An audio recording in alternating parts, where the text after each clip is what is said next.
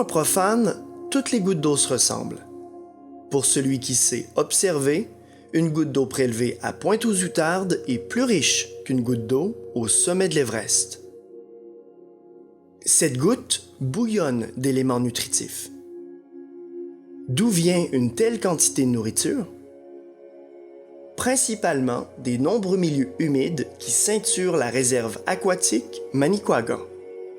Issus de la dégradation des organismes végétaux et animaux, ces éléments sont déversés dans le fleuve lors des grandes marées. Ils vont favoriser la croissance d'organismes microscopiques qui se font transporter par le courant. Les organismes planctoniques. À l'échelle des océans, le phytoplancton est considéré comme le plus grand capteur de CO2, gaz à l'origine des changements climatiques. Ce faisant, il libère une grande part de l'oxygène que nous respirons. Les organismes planctoniques sont aussi à la base d'une chaîne alimentaire des plus complexes.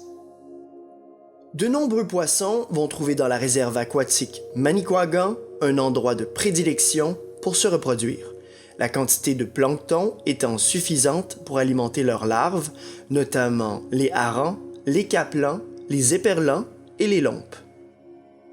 À leur tour, ces poissons vont attirer d'autres prédateurs comme les sturgeons chez les poissons ou encore les phoques et les marsouins chez les mammifères marins.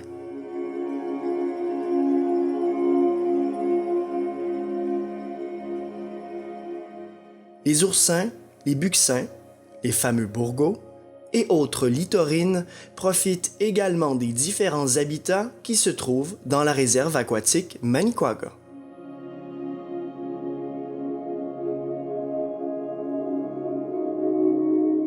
À la confluence entre trois rivières majeures, il était essentiel de faire d'un tel milieu une aire protégée. Le ministère de l'Environnement a reconnu que cette richesse ne peut être laissée à l'abandon.